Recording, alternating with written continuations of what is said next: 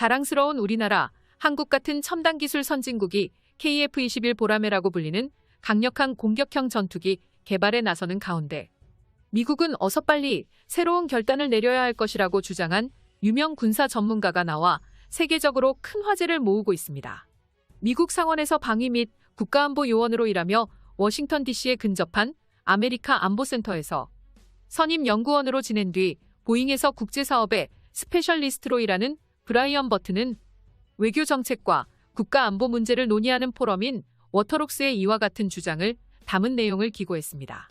그의 주장을 간단하게 요약하면 이렇습니다. 한국처럼 미국산 전투기에 종속되었던 나라가 KF-21 전투기라는 새로운 전투기를 개발해 미국산 무기의 체계에서 탈피해 나가고 있는 상황 속에서 미국 정부는 변화를 두려워하며 동맹국의 군사기술 발전을 방해하기보단 반대로 적극적으로 협력해 동맹국의 신뢰를 쌓아가야 긍정적인 미래를 볼 수 있다는 발언이었는데요.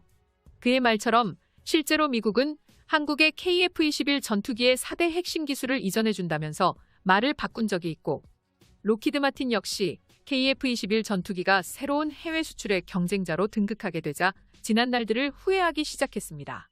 그렇다면 현재 차세대 전투기를 개발하는 미국의 동맹국들은 대표적으로 어디가 있을까요?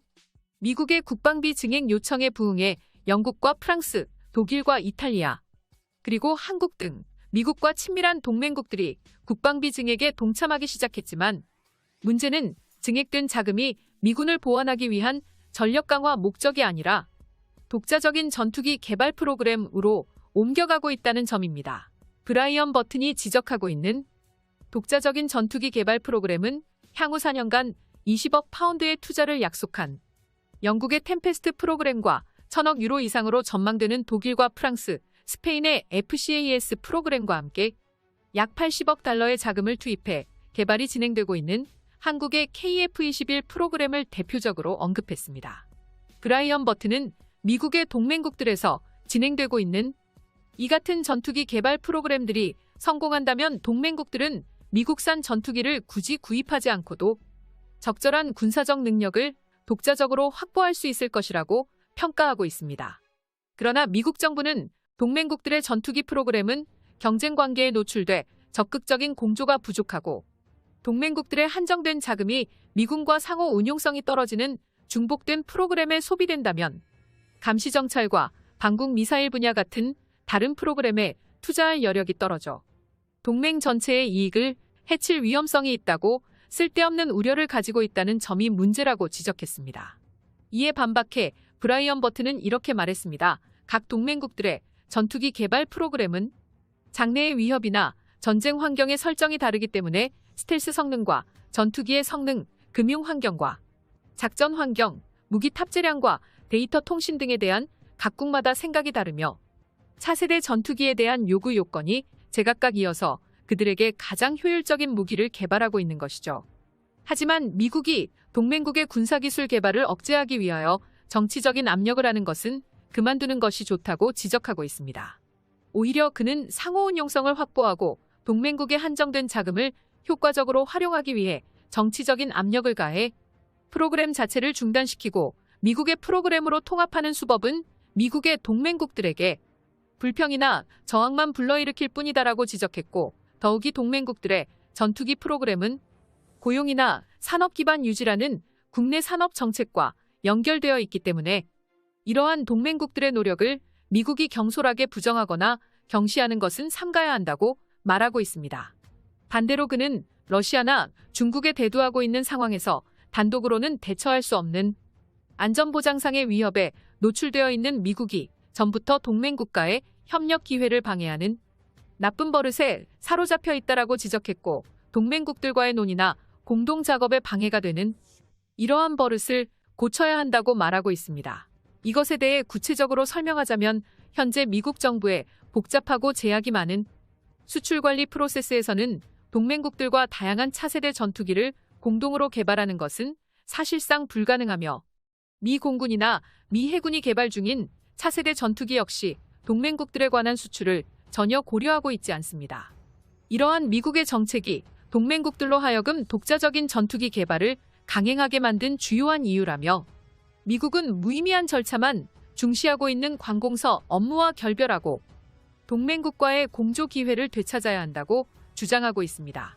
즉 러시아나 중국의 위협에 대항하기 위해 동맹국들이 추진하고 있는 전투기 프로그램과의 상호 운용성을 확보하거나 가능하면 동맹국들과의 중복되는 기술에 대한 투자를 피하기 위해서 미국 정부는 얽히고 설킨 정책이나 절차와는 결별해야 한다는 의미입니다. 반면 미국 정부의 새로운 접근법으로 차세대 전투기 개발에 필요로 하는 기술을 동맹국들에게 제공하거나 공동 개발함으로써 동맹국 간의 연대를 확보해야 한다고 제안했습니다. 미국에서는 로키드 마틴과 보잉, 노스롭, 그루먼 등의 기업들이 디지털 엔지니어링 기술을 자체 개발하여 인프라를 구축해왔습니다.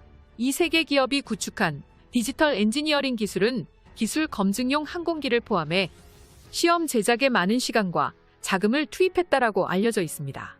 이것을 다르게 생각해보면 새로운 부작용을 낳을 수도 있는 게 현실입니다. 예를 들어 일본의 차세대 전투기 개발 사업에는 로키드 마틴도 참여하고 있기 때문에 로키드 마틴의 디지털 엔지니어링 시스템을 사용하는 방법도 있지만 이렇게 되면 개발 인프라를 로키드 마틴에게 전적으로 의존하게 되는데요. 역사적인 디지털 엔지니어링을 이용한 개발 인프라를 정비할 수 없기 때문에 일본의 항공기 개발은 앞으로도 로키드 마틴에게 계속 의존하게 될 가능성을 일본의 군사 전문가들은 우려하고 있습니다. 그렇다고 일본에서 유인 전투기와 무인 전투기를 동시에 개발하기에도 많은 자금이 필요하고 기술 개발에 많은 시간이 걸리는 디지털 엔지니어링 인프라부터 정비를 하게 된다면 일본의 차세대 전투기 사업은 계속 지연될 수밖에 없습니다. 현재 일본의 차기 전투기 개발은 미쓰비시 중공업이 전체 개발을 주도하고 미국의 로키드 마틴이 전투기를 구성하는 각 요소의 인터그레이션을 지원하는 체제로 진행되며 주요 부분 중 개발 위험이 가장 높은 엔진 부분은 영국과 공동 개발하여 실패의 위험성을 줄이려고 하고 있습니다. 그런데 브라이언 버튼은 일본보다 한국을 중요시하고 있고 이러한 디지털 엔지니어링 기술을 동맹국들과 공유하자고 주장하고 있는 것입니다.